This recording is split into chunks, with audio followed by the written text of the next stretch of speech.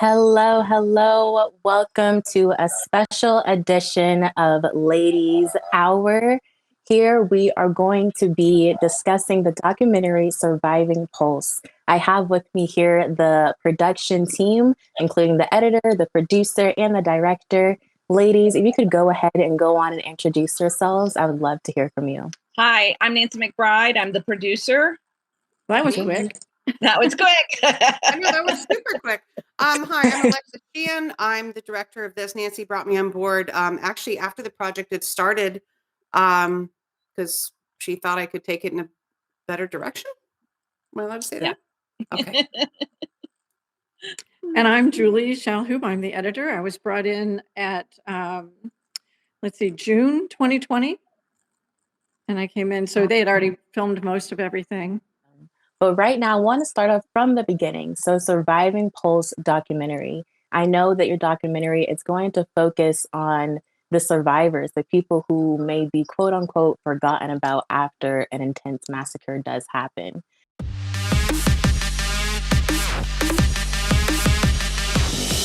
What happens when your whole world is rocked by disaster?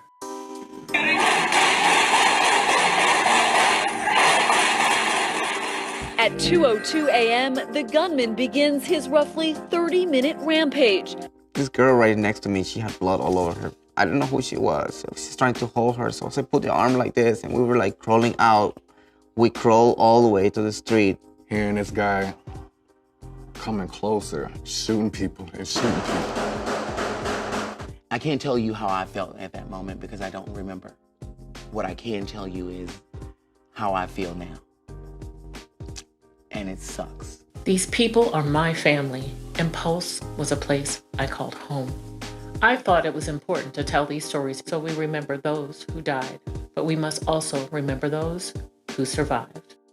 And so with speaking to the survivors, I want to get into each of y'all's just a headspace. How did this film come about? I am good friends with Alicia Yates. I know that she was the curator of everything. So who did she speak to first? Who did Alicia take her information of Surviving Pulse? That would be me. I got a phone call. I was on another docu-soap, and I had gotten a phone call from her, and she had been talking with survivors and basically said, that their voices hadn't been heard and that they were ready to speak, and would I do a documentary? And I said, schedule a meeting. Let's talk to, let me meet them. Let me see what's going on. And we'll do it. And so that's basically how it went. And she scheduled us all together, and I sat down and talked to them. And, because my thing is, it's a lot of work. We're 5 years in, it's a lot of work. And I didn't want to do a documentary if everybody wasn't on board 100% on telling their stories. And it was a very sensitive topic and still raw at the time. And so I wanted to make sure that, I was a good fit for them, and they were, really ready to talk. And, because I didn't want to push something that wasn't, a sore subject, a hurt subject. That wasn't really ready to talk. And so we did, and everybody said, yes, we're ready to talk. And we ran with it. What initially made you want to join? I know you said Alicia, she came to you about speaking with the survivors. And is it just the purpose of speaking with the survivors and getting their voices out there that made you want to join on the project? I fell in love with the people after I met them, and I knew that they needed to tell their stories, and their stories needed to be told. And that was the mother in me saying, what can I do to make this happen? And Alexa, how was it the same for you as well? Could you say what made you want to join with the project? Absolutely.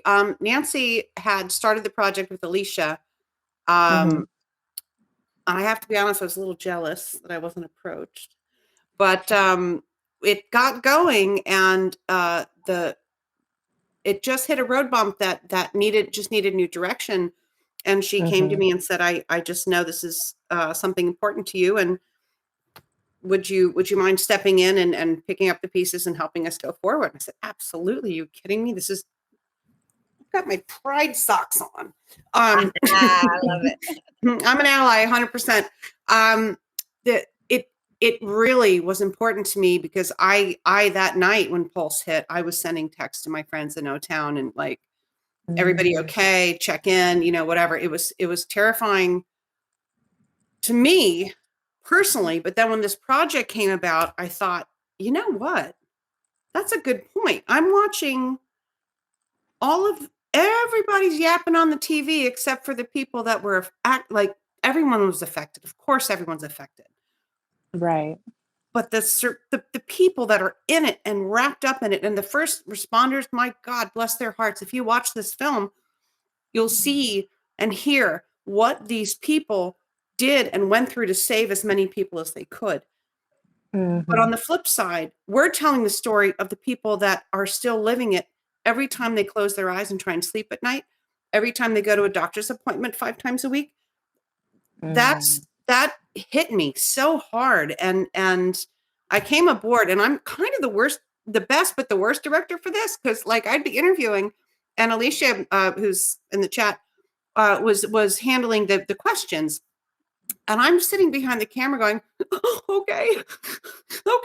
Like I couldn't take it. I just wanted to hold everyone and fix everything. And you can't. Yeah. And that's the story that needs to be told.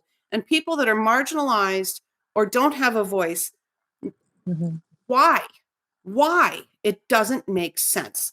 So this was super important to me. And we made a point, and Julie coming on board was also critical. See, I'm getting upset again. We don't want to talk about the shooter. We don't want to sensationalize the event. We don't want to have gratuitous anything. It's not what this is about. This is about the survivors, true survivors. And people need to hear these stories, not on the news and not when it has puppy dogs and happy endings, because these people are fighting and struggling to this day and fighting the fight. And that really, really hits me hard. So did I answer your question? I tangent a lot. Feel free to just rein me in. No, you're wonderful. That answered it greatly. Just, wanting to share the stories that people don't hear about, the stories that aren't being showcased on the news. And I think you are even bringing in Julie, and Julie, I wanted to ask you as the editor, how was it moving for you putting together all these pieces with the exclusive interviews and with people sharing, such a tragic incident and how they're still healing from this incident, even 5 years into the healing process? It's still just as fresh and as new. How did you put together all the interviews and just putting the production piece as a movie slide together? How did you edit that together? And what were your feelings on it as well? Well, if you don't mind, I'm going to start with how I came on board, because that was actually what was important to me. Is I was on I think I was joining a Women in Film event, and I happened to be early, which doesn't happen often, but Nancy was on there, and I didn't know Nancy, didn't know Alexa. And Nancy was talking about how she's working on this documentary, but she needs an editor. And I was like, hello, here I am. I'm right here. And so she said, okay, I'll take down your information and we'll talk later. And it took a couple of weeks, and we finally chatted for like 2 hours.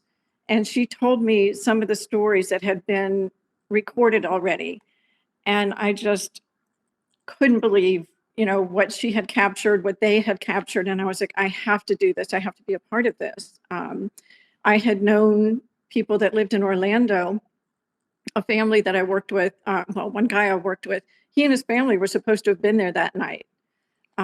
It was a club for everybody, even though, it was known as an LGBTQ club. And so anyway, when I heard the story, I had her send me she agreed to send me the drive, and we were going to work on this. And from there, I had to dive in and listen to everything. I needed to transcribe everything and get to know who these people were, what their stories were. And then I started the process of researching, because I needed to see what's already out there so that we're not duplicating anything, and we didn't, other than setting the stage. So hopefully when you get to see the film, you'll see how it's crafted and I don't want to give anything away, but it establishes what Pulse was, Then we go in and talk about I hate to call it an incident because it was actually a massacre. So then we talk about the massacre. Let the news footage, let the people tell the story about the massacre. And then we go into the survivors speaking. And what I thought would be really important is, and this is what we ended up having to kind of switch gears a little bit, see what the stories, where they end up taking us. There had been so many mass shootings by this point. Pulse was the largest at the time and is still the largest LGBTQ massacre that there's been. And, but with so many mass shootings, how do we appeal to people? How do we appeal to everybody, not just the LGBTQ community? Because I think what happens too often is they're dehumanized. They're not, well, they're dehumanized. I think that sums it up pretty well. And so trying to bring the stories together to show that these are people. They just, as they even say, just went there to dance, just listening to music. They don't want to be known by, who they're having sex with. They want to go to work, pay their taxes. They just want to live. And hopefully that comes across when you see it. And when you talked about, Alexa, you're still, get teary-eyed. I think something that speaks to the power of this film is that me having seen it thousands of times, there was usually one scene that would still get me. And then very recently when we updated it, we added a new segment to the end to make it more relevant to five-year anniversary. To the 5-year anniversary. I watched it all the way through as I normally would before we send it out anywhere. And I cried multiple times. So it was like, oh my God, it still resonates, even after seeing it 1,000 times. So Julie, I hate to jump on you, but you hit the nail on the head. We are trying to, the media dehumanizes everybody. Everybody's a two-dimensional face on a screen. That can't be anymore. And we gave them not a voice to be heard for 30 seconds. Now we hear a story. We have a human being here that is living through this and not getting help, support, recognition, like all the things wrong. But we all made a conscious decision not to point out what's wrong, but to tell the story. And hopefully people have half a brain to infer what's wrong. And that was really important to us. Correct. And I wanted to also mention, Julie, you brought up the fact that Julie and Alexa, with Alexa saying that you want people to, infer, okay, like deeper asking questions. Well, how did this issue happen? How did it start? And Julie, you brought up the mass shootings and really the massacres that happened because of the mass shootings. And so one of the questions that I brought awareness to myself just going through y'all's website and the articles was, in addition to raising awareness to the survivors and their story, do you also want to bring awareness to gun violence and gun laws? Can I and Nancy, give me 1 second. So in the midst of making this, we started this, we've been doing this for 5 years, and we've tried to meet with as many of the people that were comfortable and able to actually meet with us because we didn't want to push those boundaries over 5 years. Over those 5 years, how many mass shootings have we had? Like every time. And then we're like, oh my gosh, should we cut in something about, we're like, no, stick with our people. That's the distraction, the shiny thing, the next big media story. That's why these people were left behind and it can't happen. I'm sorry, Nancy, please go ahead. No, and when you talk about the mass shootings, in the mid 2020, it was approximately 350 mass shootings, over 1,800 people affected, hurt, or killed. Now we've had many more since then, but that was the statistic I was pulling up. Somebody had asked me. And so I was pulling that up to say, this is the statistics. And we were just one of the beginnings of these mass shootings. In our story has been left behind because there's been so many more that have happened. I mean, geez, we just had another one. I was today at a high school. So high school, at a high school. it's we have to bring it up. And what's not told is what happens to those families who've lost a loved one, or a friend who has survived the event. They struggle every single day with the PTSD.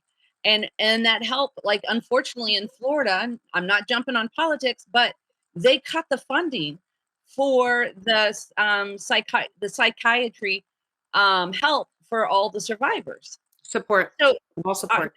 right. So our individuals and all the other ones that were there, all the victims that survived that were there, they lost their funding to get psychological help afterwards for the depression and the anxiety and all of those things that they're affected from.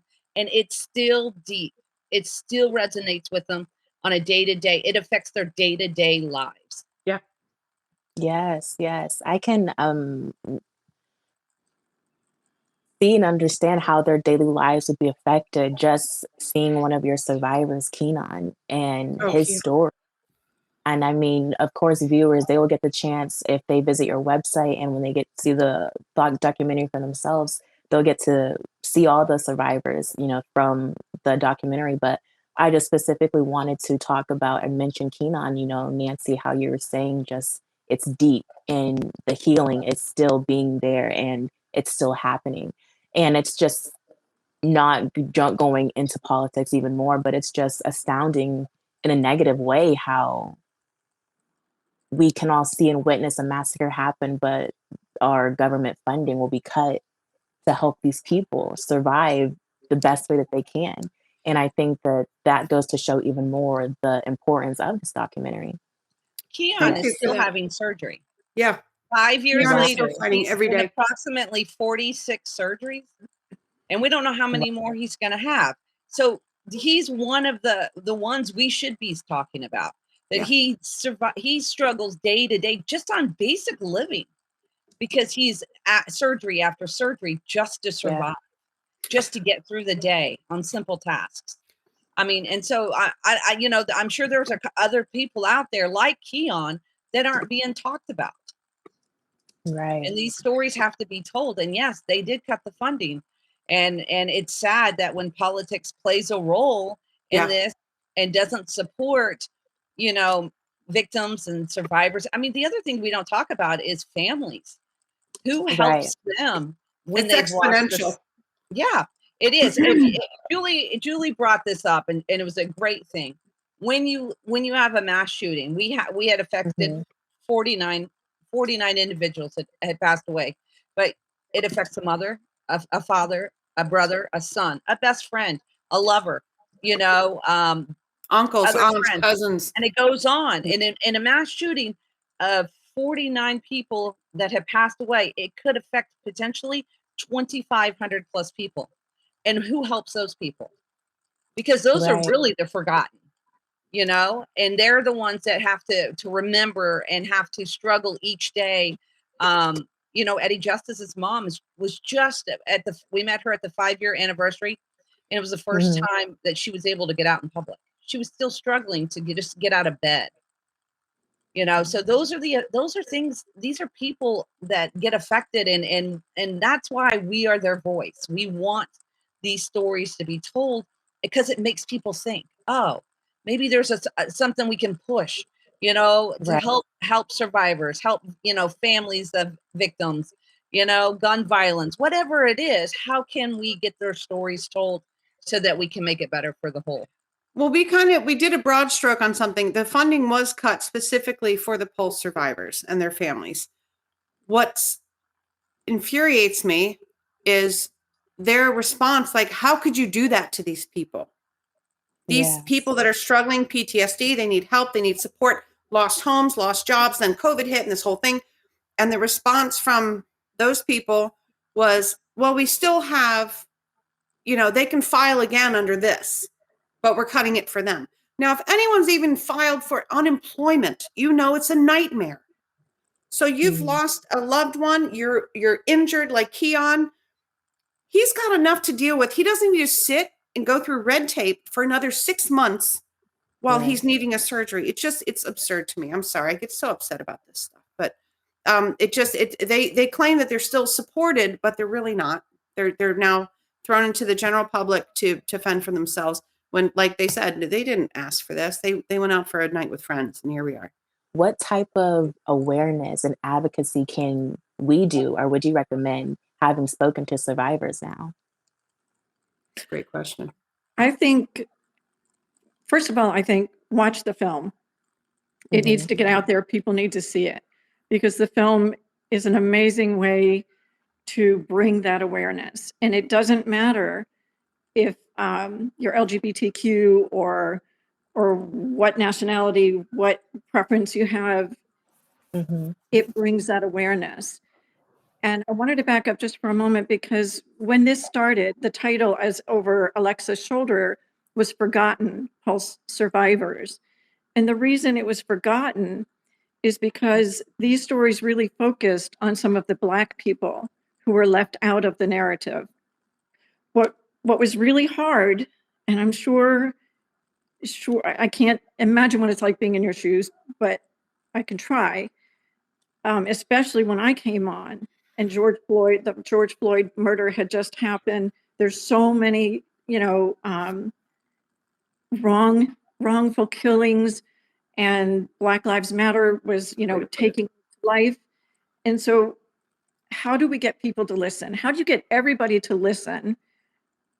So rather than try and appeal to just the LGBTQ, rather than try and appeal to just the Black community, how do we appeal to everyone? To get those And ears, so- we want those ears.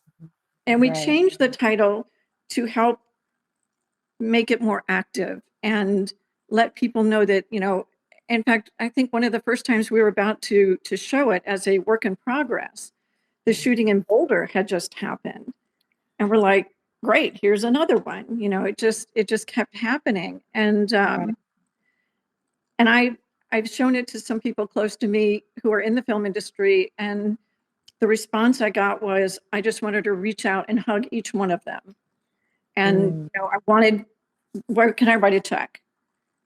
And now we don't have anything set up like that ourselves, but that's the kind of motivation. We want people to know that these people exist. And then as the story progressed with our 5 years later, again, Nancy was like, no politics. We're not going political. We're not going political. But Right. unfortunately, 5 years later, it became political. The shooting initially was not political. And we didn't go down a rabbit hole about politics, but there's no way you cannot, in a small way, introduce a little bit of politics. I don't want to give anything away because I want you to watch the film. But when someone talks about, no, I haven't had any therapy in over a year because they cut funding. That was like the perfect time to introduce the fact that funding has been cut. Yeah. And what happened, these people who had been advocates for these survivors, where are they now and what's going on? And they tell their stories of what they've encountered and roadblocks that they've hit.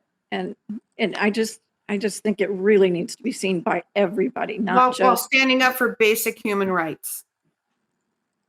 And now it's rough. there's a point that's made in there about the fact that when one person is killed, in our case, we're talking about a mass shooting, but it can be in any, killed in any way. But when one person is killed in a mass shooting, there are at least 50 people affected. You have siblings, parents, grandparents, aunts and uncles and friends and neighbors and coworkers and teammates. So let's just say there's 50 people. Multiply that by the 49 people who lost their lives, and there've been like 2,500 people impacted by this. Now think of all the people who survived and what they have to go through every single day of their And the lives. support from their families and friends and coworkers and teammates and And there's not anyone who is the same. So while one person may have, maybe they're okay and they don't need the therapy as much anymore, or maybe they're okay for now, but then, 6 months or, even a year, 2 years down the road, something happens and triggers that response. It just you can't predict. There's no timeline on that. So many years ago, this project came about because I was a patron of Pulse Nightclub. I was a patron of Latin Night. I was the queen of Latin Night. I absolutely loved going to Pulse Nightclub.